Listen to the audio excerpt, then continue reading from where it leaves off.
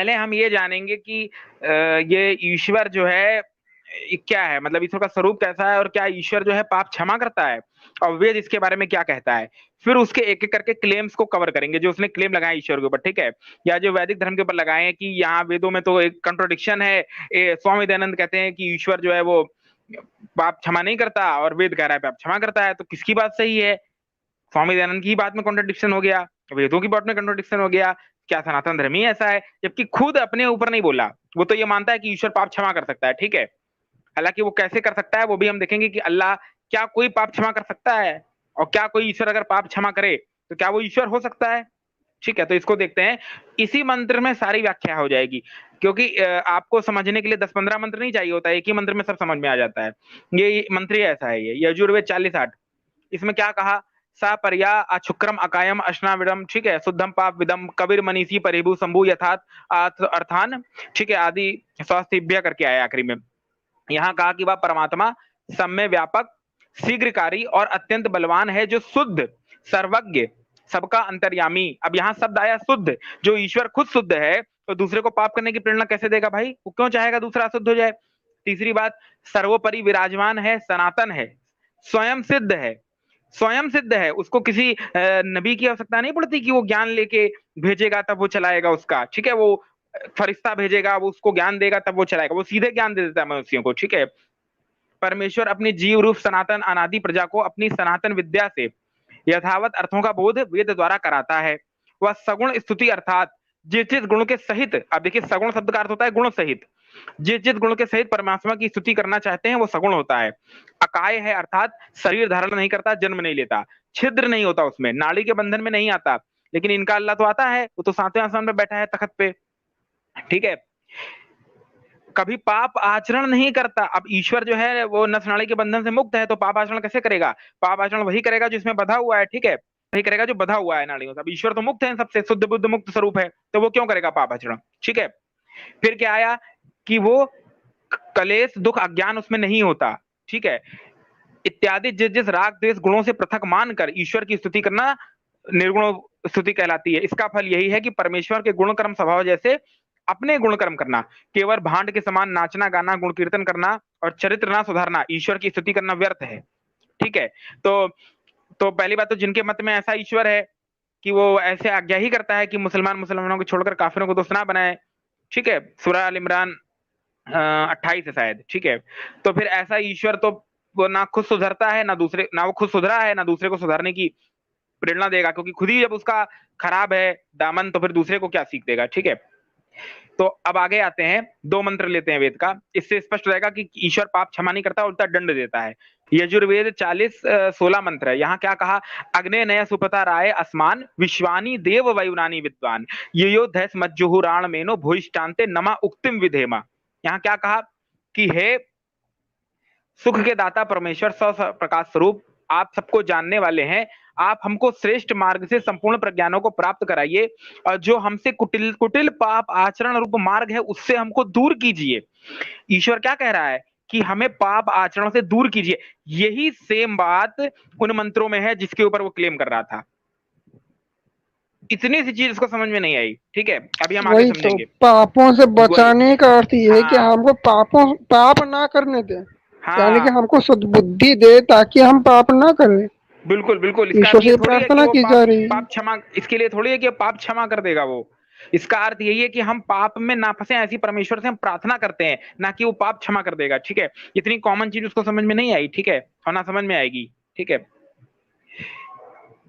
अगला मंत्र है, ये 16-15 है। ये मंत्र में क्या है? मानो महानतम अमृतम महा नो अभ्रकम महा आदि करके आया है। अब इसको, इसका सीधा अर्थ देखते हैं। हे रुद्र, रुद्र शब्द कह दिया। रुद्र शब्द का क्या अर्थ होता है? जो दुष्टों को पाप के दुख स्वरूप फल देता है उस परमात्मा को रुद्र बोलते हैं। परमात्मा रुद्र है क्योंकि दुष्टों को दंड देता है। पर हमारे यहाँ के जो उनका कॉन्सेप्ट है, वहां पे दंड नहीं होता, वहां तो अल्लाह पापों को क्षमा करता है, इवन अच्छाइयों को बुराइयों में बदल देता है, बुराइयों को अच्छाई में बदल देता है। ये आया है कुरान में, ठीक है। किस सूरा में आया है मैं अभी बता दूंगा। ये बिल्कुल 2 मिनट में वक्त बदल देता है, जज्बात बदल देता है। तो अब यहाँ पर ये बात आती है कि वो हमारे बड़े जन, माता पिता, प्रिय बंधु वर्ग तथा शरीरों का हनन करने के लिए प्रेरित मत करिए, ऐसे मार्ग में चलाइए जिससे जिससे हम आपके दंडनीय ना हुए। इस बात को ध्यान रखिए, यहाँ क्या लिखा है, ऐसे मार्ग से चलाइए जिससे हम आपके दंडनीय ना हुए। यही बात उन मंत्रों में है कि परमात्मा हमें ऐसी प्रेरणा दे कि हम पाप रूपी कर्मों में लिप्त ना हो। ठीक है, बस इतनी सी चीज इसको समझनी थी, पर समझेंगे कहाँ? समझने के लिए तो बुद्धि चाहिए। बुद्धि गिरवी रखे हैं कुरान के पास। अकल में दखल वाला है ना वो, अकल में दखल ना देने वाले क्या जाने धर्म और मजहब के भेद को। पंडित नारायण कितनी अच्छी बात बोलते हैं। तो भाई यही इनका है, बुद्धि तो गिरवी रखे हैं कहीं और पे, तो कहाँ समझ में आएगा। ठीक है, फिर अब आगे चलते हैं, कुछ चीजें कोट कर रहा है। अब वो चीजें क्या है उनको पढ़ते हैं। यहाँ पर सत्यार्थ प्रकाश का ये प्रसंग चलता है, तो यहाँ पर सर्वशक्तिमान है कि नहीं ईश्वर, इसकी बात होती है। तो स्वामी जी बोलते हैं कि ईश्वर सर्वशक्तिमान करती है नहीं कि कुछ भी कर देगा, अपने नियम के विरुद्ध कार्य थोड़ी करेगा ईश्वर। ईश्वर ने इस संसार को बनाया है तो एक नियम से बनाया है। कैसे बनाया है कि हर चीज उसने एक नियम नियमित की हुई है। ठीक है, कि मछली कहाँ रहती है, पानी में। पक्षी क्या कैसे हैं, उड़ते हैं। सृष्टि जब उत्पत्ति होती है तो 4 प्रकार से जीव होते हैं, वो भी सब फिक्स किया, बीज वाले जीव, अंडे से पैदा होने वाले, स्तनधारी आदि आदि। तो ये सब ईश्वर का नियम है। अब वो कैसा ईश्वर होगा जो अपना नियम ही तोड़ दे? अगर ईश्वर को हम सर्वज्ञ मानते हैं तो उसकी सर्वज्ञ की बुद्धि में दोष नहीं होता। अगर वो बार बार अपना ज्ञान ही बदलता रहेगा, कभी किसी को कुछ कर देगा, कभी किसी को कुछ कर देगा, जैसे अल्लाह करता है। अल्लाह भूल जाता है, कभी कभी जो है वो भटक राह दिखाता है, कभी वो पाप क्षमा करता है।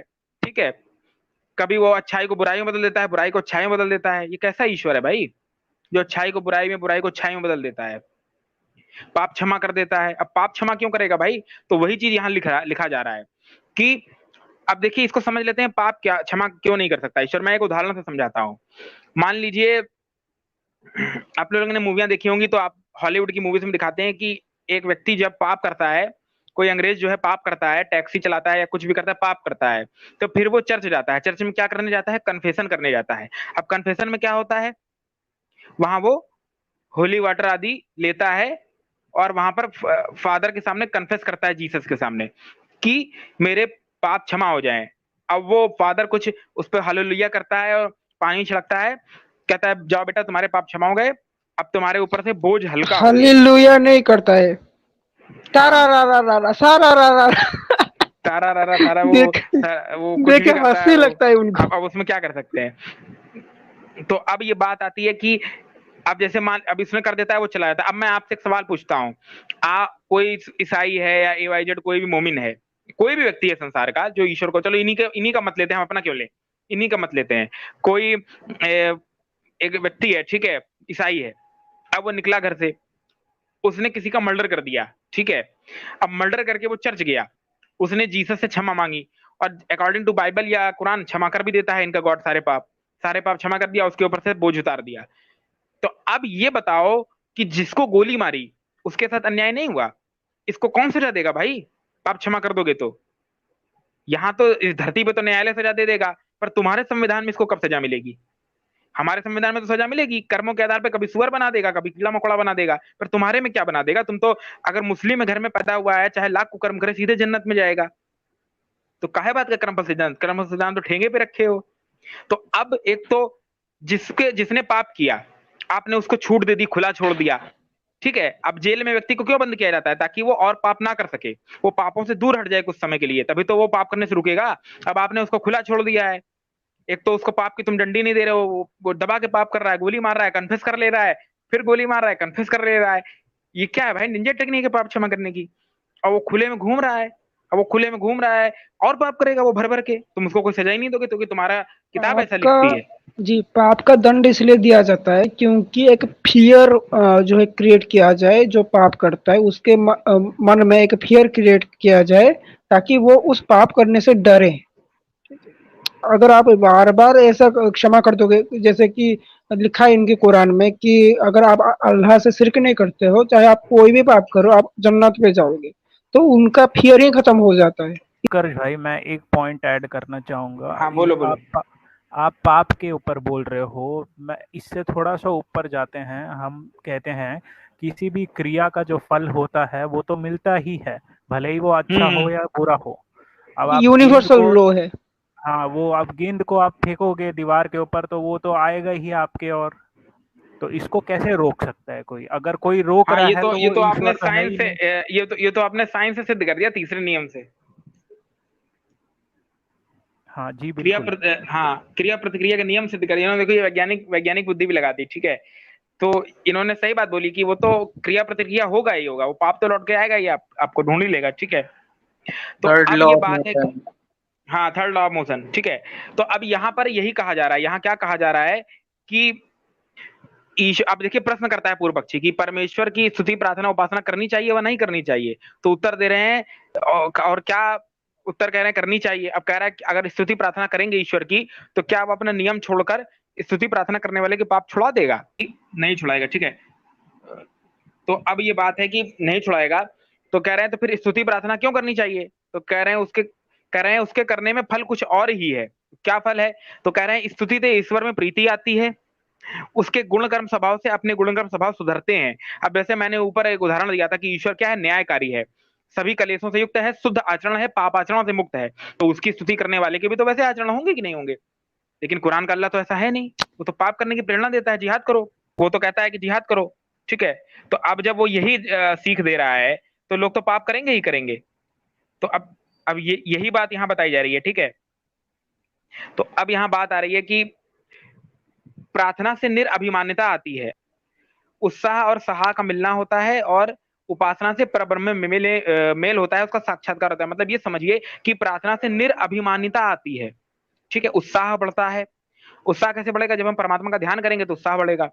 सहाय का मिलना होता है, और उपासना से परब्रह्म में मेल होता है, उसका साक्षात्कार होता है। मेल कैसे होता है? जब हम ध्यान करेंगे बैठकर परमात्मा का सुबह शाम संध्या उपासना, तो धीरे धीरे हमारे जो एक मनुस्मृति में श्लोक भी आता है, अद्भिर गात्राणि शुद्धंति मना सत्येन शुद्धति विद्या तपो भूत आत्मा बुद्धिर ज्ञानेन शुद्धति, ठीक है। तो परब्रह्म से हमारा मेल होगा, और हमारे मन वचन आदि इंद्रियां शुद्ध होंगी, और धीरे धीरे ईश्वर से हमारा मिलन होगा। पर यहाँ पर तो उनका ईश्वर ही कहता है कि मुसलमानों को छोड़कर दोस्त ना बनाए, और पशुओं के गर्दन रेतो। तो ये कैसा ईश्वर है भाई, जो निर्दोष पशुओं के गर्दन रितवाता है? तो इसलिए इनके मत में तो ये सिद्ध नहीं होता, ठीक है। अब उसका जो क्लेम है वो लेते हैं, इन्होंने क्लेम किया था, अब ये पता नहीं फेसबुक से लाता है क्लेम। फेसबुक में ये पेज है, कोई आर्य समाज के पेज होगा भाई, वेदों के मोती करके, तो वहां से इसने कुछ मंत्र लाए, 4 मंत्र इसने वहां से लिए हैं, ठीक है। अब ये पहला मंत्र है अथर्ववेद के 6:45:1, ठीक है, 6:45:1 है अथर्ववेद का, और ऐसे करके उसने 4 मंत्र लिए हैं। तो अब एक एक करके इनको देखते हैं, ठीक है। अब जो आपने पहला वाला जो अभी मैंने पढ़ा था, जो अभी पहली स्लाइड मैंने पढ़ी इसके आगे वाली, वहां पर ये क्या दावा कर रहा है कि ईश्वर जो है पाप की प्रेरणा नहीं देता, और पाप ना छुड़ाता है किसी की, ठीक है। चाहे कितना भी चापलूसी कर लो, ईश्वर दंड सजा तो देगा ही देगा। अगर गलत काम करोगे, अच्छा करोगे तो अच्छा देगा। ईश्वर जो है पक्षपात नहीं करता, स्वामी जी तो ये कह रहे हैं, पर इस वेद मंत्र में स्वामी जी कह रहे हैं कि ईश्वर पक्षपात करता है। तो अब किसकी बात सही है? स्वामी जी की बातों में तो कॉन्ट्रडिक्शन हो जा रहा है, ऐसा ये सिद्ध करना चाहता है। तो अब हम इस मंत्र को पढ़ के देख लेते हैं कि इसकी बातों में कितनी सच्चाई है। ये है अथर्ववेद 6:45:1। इसने खाली उतना सा पार्ट लिया, हे मन के पाप दूर हो जा, क्यों मुझे निंदित सलाह देता। अब देखिए यहाँ मन के पाप की बात आई है, यहाँ कोई फिजिकली तो नहीं बात हो जा रही है। पहले व्यक्ति कुछ करता है तो पहले तो मन में ही बात आती है ना उसके। तो अब ये पूरा मंत्र क्या है, इसको पढ़ते हैं। विषय क्या है इस मंत्र का? मानसिक पापों के नाश का उपदेश। ये कौन बताएगा भाई? ये कौन पूरा बताएगा? खाली बस 2 लाइन क्यों पढ़वाते हो, पूरा मंत्र क्यों नहीं एक्सप्लेन करते हो? विषय है मानसिक पाप के नाश का उपदेश। मनस पाप, हे मानसिक पाप दूर हट जा, बुरी आदतें तू बताता है दूर चला जा, तुझको मैं नहीं चाहता, ठीक है। वृक्षों और वनों में फिरता रहे, घरों में और गौ आदि पशुओं में मेरा मन है। तो यहाँ ये बात है कि विद्वानों को योग्य है कि वंचल डाकू आदियों के समान दुष्कर्मों में अपना मन ना लगावे, किंतु सदा सत्य व्यवहारी होकर परस्पर रक्षा करें। तो अब ये बताइए, अगर यहाँ पे मानसिक पापों को दूर करने के लिए परमात्मा से प्रार्थना की जा रही है, तो इसमें क्या दिक्कत है? इसमें पाप क्षमा कैसे ईश्वर कर रहा है? ये तो भक्त प्रार्थना कर रहा है कि हमारे मन में बुरे विचार ना आए। तो यही तो कहा है वेद में कि ओम विश्वानी देव शवितर दूरितानी परास हुआ, यद भद्रम तन्न आस हुआ, कि हे परमात्मा हमारे सभी दुर्गुण दुर्व्यसनों को हमें ऐसा प्रेरणा दीजिए कि दूर हो जाएं, और हम सदा सत्य सत्य मार्ग पे चलें और कल्याणकारक मार्ग पे चलें। तो इसमें दिक्कत क्या है? इसमें कहाँ पाप क्षमा करने की बात है? मैं थोड़ा कमजोर दिमाग का हूँ। सनातन धर्म अच्छा है। अब आगे चल, इसमें है कि ये अथर्ववेद 6:26:2 ले रहा है, ठीक है, 6:26:2 ले रहा है अथर्ववेद का। इसमें ये क्या क्लेम कर रहा है कि हे पाप तू हमें नहीं छोड़ता तो हम तुझे छोड़ देंगे। यानी ये कह रहा है कि ये जो प्रार्थना है ये कौन कर रहा है? क्या पाप से प्रार्थना हो रही है कि ईश्वर से हो रही है? अब इसके अंदर इतनी भी बुद्धि नहीं है कि मंत्र का विषय देख लेता तो समझ में आ जाता है इसको, ठीक है। अब यहाँ पे क्या बात है, इस मंत्र का देवता जो है वो पांपा है, ठीक है। और जो पिछला मंत्र था इसका देवता कौन था, इसका देवता था दुस्वप्न नाशनम, यानी हमारे मन में जो बुरे विचार आते हैं उनका नाश हो, ऐसा परमात्मा से जीव प्रार्थना करता है, ठीक है। और अब वो कैसे नाश होगा, जब हम परमात्मा की संध्या आदि करेंगे, उपासना करेंगे, तो धीरे धीरे अच्छी वृत्ति आएंगी चित्त में, नाश हो जाएगा उनका। और 6:26 में आ रहा है कि विषय इसका देख लेते हैं मंत्र का क्या है। अब इसका विषय है, अब देखिए वेद को पढ़ने का बस एक ही तरीका है, पहले आप उसका विषय देखिए, पहले वेद को पढ़ने से पहले पूरा सूक्त पढ़ना चाहिए उसका, पहले उसका विषय देखना चाहिए, इसका देवता क्या है, आदि आदि क्या है यहाँ पे, उसके बाद उसको देखना चाहिए। अब जैसे अब इसका विषय आप देखेंगे इस मंत्र का, तो विषय है क्या, पाप को छोड़ने का दृढ़ निश्चय। तो अब यहाँ क्या बात हो रही है कि हे पाप भाव, जो तू हमें नहीं छोड़ता है उस तुझे हम ही निश्चय से छोड़ देते हैं। पाप को छोड़ने का दृढ़ निश्चय ही सर्वोत्तम व्रत है। गतिशील इंद्रियों को अनुकूल कर्मों में लौटा देने पर, उचित कर्मों में लगाने से, इंद्रियों के निरुद्ध होने पर, जैसे योग दर्शन में भी कहा है चित्त वृत्ति निरोध, ठीक है, तो लगाने से पाप जो है दूर हो जाते हैं। तो अब कैसे दूर होगा पाप, जब यहाँ पे क्या शब्द आया कि पापों को छोड़ने का जब हम क्या लेंगे, दृढ़ व्रत लेंगे। देखिए क्या शब्द आया है, निश्चय ही सर्वोत्तम व्रत है। और उस व्रत को धारण करने से क्या होगा, गतिशील इंद्रियों को अनुकूल कर्मों में लौटा देने से हम पापों से निवृत्त हो जाएंगे। निवृत्त होने का अर्थ है कि हमारे मन में जो मानसिक कर्म है, जो बुरी भावनाएं आ रही हैं पाप करने को, जो मानसिक पाप है, हाँ जो भावनाएं हमको काम जिसे कहा जाता है लस्ट, बिल्कुल बिल्कुल, हमारे मन में जो भावनाएं आती हैं जो हमको पाप करने में प्रवृत्त करती हैं, वो भावनाएं जो है दूर हो जाएंगी। कैसे दूर हो जाएंगी, जब हम जीवन में व्रत को धारण करेंगे। अब वो व्रत क्या होता है, व्रत करती है नहीं भूखा मरना, व्रत है जीवन में कुछ जैसे ले लेना कि आज मैं इतने टाइम संध्या करूंगा, आज मैं ये नहीं करूंगा, चोरी नहीं करूंगा। तो महाभारत में आया बिल्कुल है, बिल्कुल, ये गीता में भी भगवान श्री कृष्ण जी बोलते हैं कि वहां पर अर्जुन जो है ये सवाल करता है कि हे भगवान, मुझे कोई पाप करवा रहा है, मैं करना नहीं चाहता लेकिन मुझसे कोई जबरदस्ती करवा रहा है। तो भगवान बोलते हैं कि ये जो तुमको जो पाप करवा रहा है वो और कोई नहीं, वो है काम, लस्ट। और ये कहाँ कहाँ रहता है, मन में रहता है, बुद्धि में रहता है और इंद्रियों में रहता है। तो आगे भगवान बोलते हैं कि इनको कैसे कंट्रोल करना है ना, तुम इंद्रियों को रेगुलेट कर लो, इंद्रियों पर नियंत्रण कर लो, बाकी मन और बुद्धि दोनों प्यूरिफाई हो जाएंगे। तो वही बात यहाँ भी है, मानसिक पापों से दूर रहना। बिल्कुल, यहाँ पर मानसिक पापों से निवृत्ति की बात है। और देखिए आगे लिखा भी है, या पाप भाव जो है वो इंद्रिय निरोध ना करने वाले दूसरे ही किसी व्यक्ति को प्राप्त होता है। यानी जो इंद्रियों पर संयम नहीं करता उसको ये पाप भाव प्राप्त होता है। तो यहाँ पर वही है, पाप को छोड़ने का निर्णय। ऐसा भक्त प्रार्थना करता है भगवान से कि हम अपने इंद्रियों को सही मार्गों में लगाएं जिससे मानसिक पाप से हम निवृत्त हो सके, ठीक है। अब अगला मंत्र देखते हैं, इसमें भी कुछ नहीं था। हाँ, ये अथर्ववेद का कौन सा है, ये 17:1-29 गड़बड़ है, देवता में गड़बड़ है। यहाँ पर ऋषि जो है वो ऋषि ब्रह्मा होगा, जो छंद है वो त्रिष्टुप होगा, और जो देवता है वो आदित्य होगा। इन्होंने गड़बड़ किया यहाँ पर। हाँ तो ये गलत छपा है इसके, क्योंकि हाँ त्रिष्टुप तो छंद होता है, सही बात है। हाँ देवता कैसे होगा, बात पॉइंट तो है तुम्हारी बात में। तो देवता चलो आदित्य है, ठीक है, आदित्य है। तो आदित्य का अर्थ सूर्य भी होता है। तो सूर्य भी क्या करता है, बढ़ती करता है। क्या करता है, जब वो आता है तो उससे जीवन बढ़ता है। तो वो वैसे ही मान सकते हैं कि यहाँ आयु भी बढ़ती होगी, ठीक है। तो वैसे समझाने के लिए कुछ होगा। तो अब इसमें क्या कहा जा रहा है कि मैं सत्य धर्म से और सब ऋतुओं से रक्षा किया हुआ, और बीते हुए से और होने वाले से रक्षा किया हुआ हूं। मुझे पाप, अब देखिए पापमा शब्द का अर्थ होता है पाप। अब पिछले मंत्र का देवता भी यही था, ठीक है ना। अब देवता शब्द का अर्थ होता है विषय, ठीक है। और ना मृत्यु, मैं वेदवाणी के जल के साथ अंतर्धान होता हूं, डुबकी लगाता हूं। तो अब इसको भावार्थ में स्पष्ट किया, क्या बोला है, मनुष्य धर्म का सहारा लेकर सब भूत भविष्य और वर्तमान को विचार करके सब काल में सुरक्षित रहकर निष्पाप और अमर अर्थात यशस्वी हुए यही वेदवाणी रूप जल में स्नातक होता है। यानी मनुष्य क्या करे, धर्म का सहारा लेकर वर्तमान में और भविष्य का विचार करके सब कालों में सुरक्षित होकर निष्पाप होए और यशस्वी होवे। वो कैसे होगा, जब वो वेदवाणी के अनुसार आचरण करेगा। कितना सुंदर मंत्र है। लेकिन नहीं भाई, अब बुद्धि बेच खाई है, कहीं और गिरवी रखी है, तो कहां से समझ में आएगा ये सब। अब आगे चलते हैं, अगला मंत्र ये कौन सा मंत्र है, अथर्ववेद 16:6-2। यहां पर कहा जा रहा है, हे उषा दुस्वप्न, हमसे दूर हो जिससे हम सदा डरते हैं। तो यहाँ पर भी कोई पाप क्षमा होने की बात नहीं है, यहाँ पर रोग नाश का उपदेश है, ठीक है। अब इसका भी देवता गड़बड़ है लग रहा है, यहाँ पर भी गड़बड़ किया है। देखो यम देवता गड़बड़ होगा है यहाँ पर। यहाँ, इसका हाँ, देवता यम है। प्राजापत्य अब अनुष्टुप क्यों? होगा छंद। क्योंकि यम शब्द आ गया। अब यम शब्द का अर्थ ही है जो नियम में रखने वाला हो, ठीक है। तो यहाँ पर ये यम शब्द है इसका देवता, और जब नियम में रहेंगे तभी रोग आदि से दूर रहेंगे।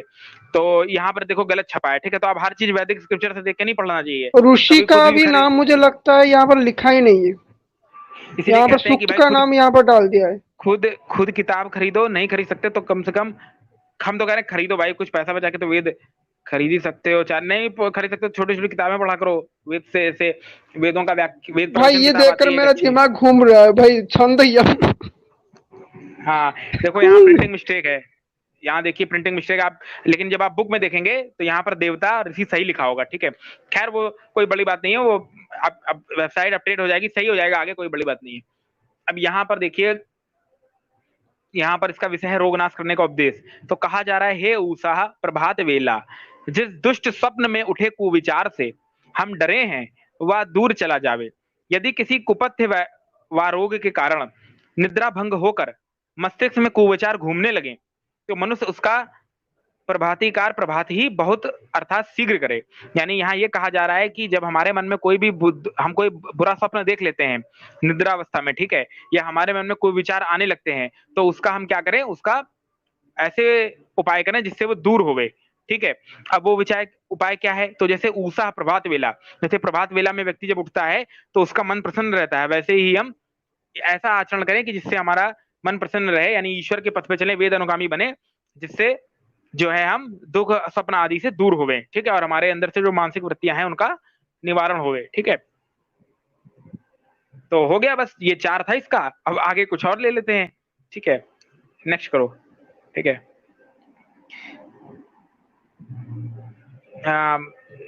अब यहाँ पर बहुत छल करने की कोशिश की गई है इसके द्वारा।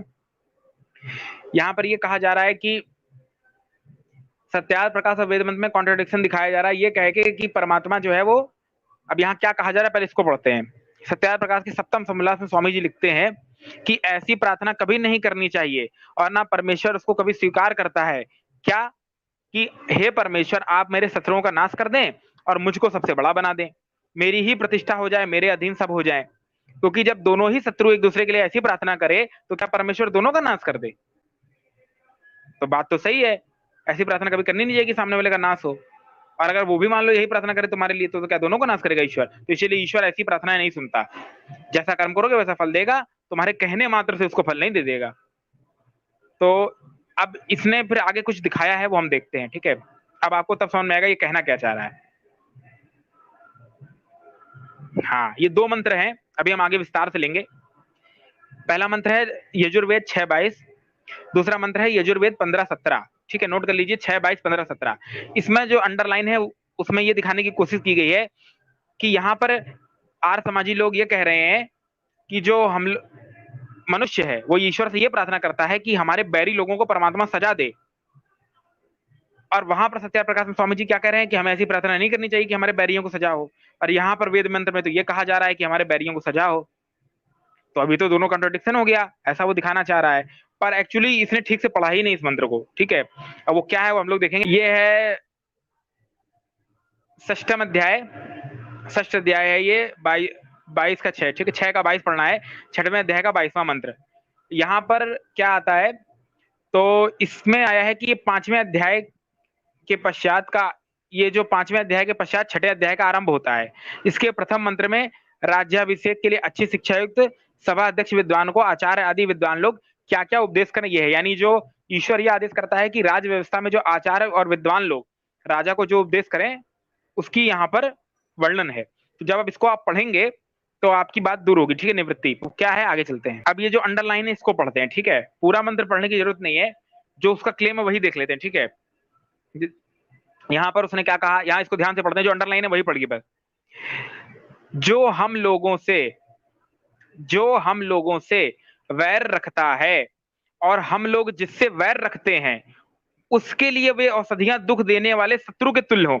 यहाँ एक व्यक्ति की बात नहीं हो रही है, यहाँ पर बात हो रही है कि जो हम लोगों से वैर रखता है और हम लोग जिससे वैर रखते हैं उसके लिए वो औषधियां दुख देने वाली हो। यानी ये अपने लिए प्रार्थना नहीं की जा रही है, ठीक है। यहाँ ये कहा जा रहा है कि जो भी एक दूसरे से वैर रखते हैं या जो हमारे मन में कुंठा आदि होती है, ठीक है, किसी के प्रति, उसके लिए वो चीज कल्याणकारी ना होवे, ठीक है।